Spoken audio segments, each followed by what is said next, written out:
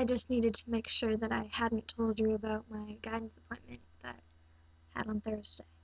Um, so my guidance appointment, it was interesting. Very interesting, to say the least.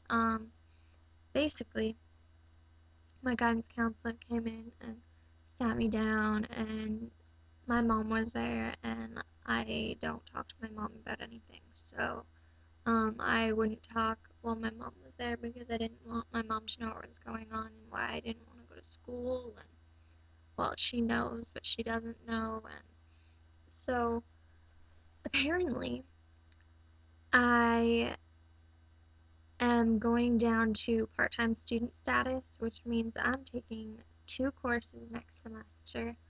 I'm not finishing this semester's courses. Basically, this whole year, I'm getting like maybe 4 credits out of what's supposed to be an 8 credit year, so that is adding on an extra semester. When I was originally, I was trying to do 2 years in one, and I only ended up, like, I'm only gonna end up doing maybe 1 semester basically, 1 semester worth of courses.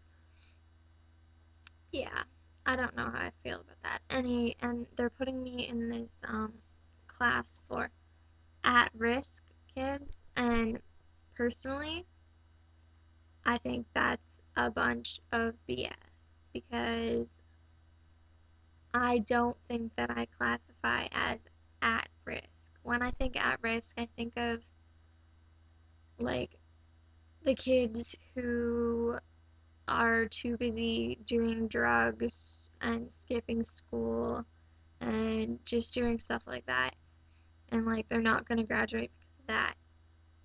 I don't think of that risk as like having an eating disorder and um, self-injuring and like that kind of thing. I don't know about you. And I don't skip school. I'm a smart. I'm intelligent, and it just bothers me that I now have the label at risk. Ugh, stupid genius people. Um, yeah. So that was interesting. And if I don't if this program that I have to go to in the afternoon, the whole whatever it's called, I don't even know. They don't even have a name for it. It's so new. There's gonna be like maximum 18 kids in the class, and it's not even gonna be like inside the school. It's gonna be in either the portable or the like rec center that's right beside the school that's closed down. So we'd have like this whole huge building to ourselves to like roam around and run the place. Um, yeah. So then like that's gonna and if that doesn't work, then there's this program called Cornerstone. They refuse to let me do freaking online, and if I could do school online, my life would be so much easier. Seriously. Um,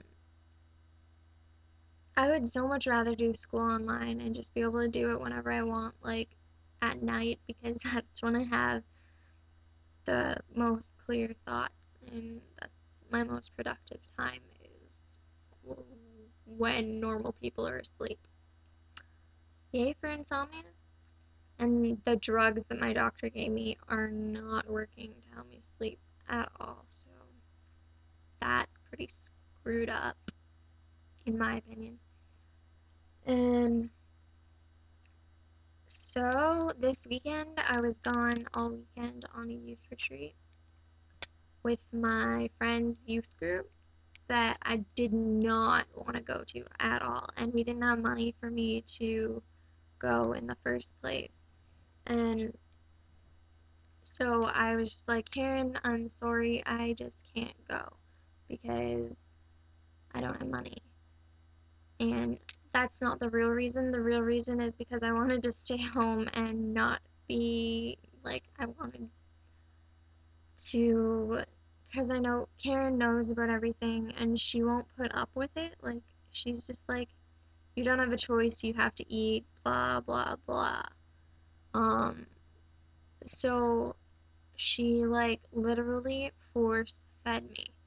And, um, eventually I just kind of, like, gave up and sucked it up. And as hard as it was, like, I was sitting there and it took me, like, 3 hours to finish breakfast this morning, and it's just nuts, like, how hard it is. And I feel huge, and I swear I have gained weight. And yeah, so that was not fun. I made a new friend.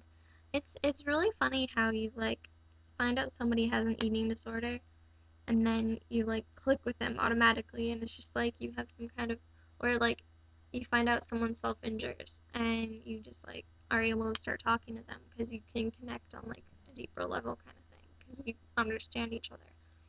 Well, um Karen self-injures, and that's how we first met.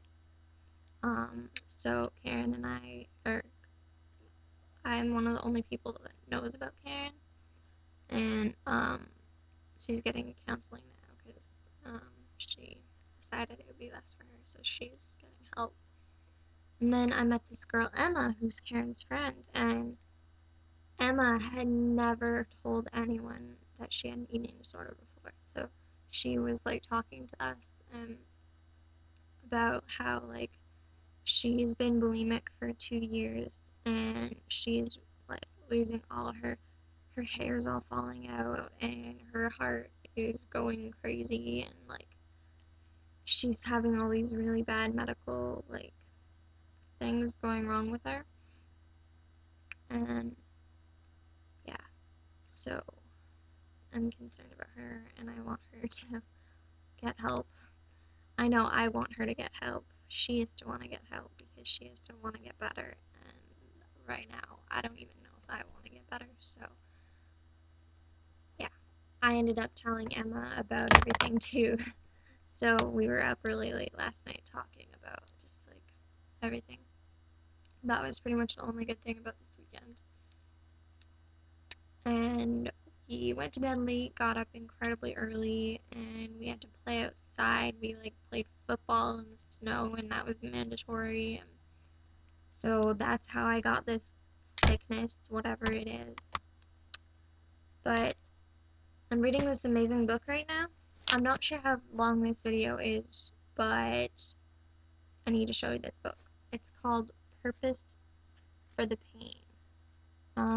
If you've ever heard of To Write Love on Her Arms, um, and Renee, you know that Renee struggled with addiction and self-injury and suicide and all that different stuff. And this is basically just, like, a compilation of her journals, and it's all, like, her handwritten journals, and they black out the names, and it's really cool.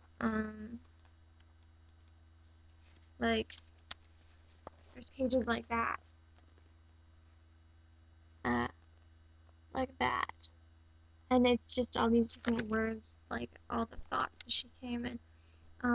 It's really showing how she goes from point A to point B. Like, you can tell she's really deep into everything at the beginning, and at the end there's, like, this sense of, like, freedom and hope and love and peace, and, like,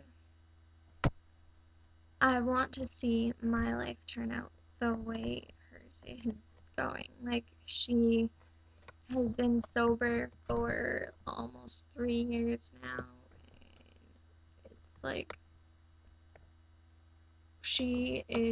I look up to her, like, so much. I really would love to meet her one day, but I'm sure about a billion other people would too. Um, so yeah, it's good. Um, again, telling you, you should subscribe to my videos because I'm cool.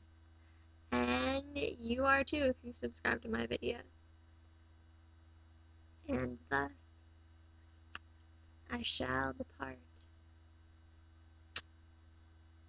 Yeah, I will. I'll make another video soon because I have more to talk about, but I think this video is getting really long, so I'm going to stop it now. Love y'all. Hope you had an amazing weekend and everything. Let me know how you're doing and all that good stuff. Okay, bye.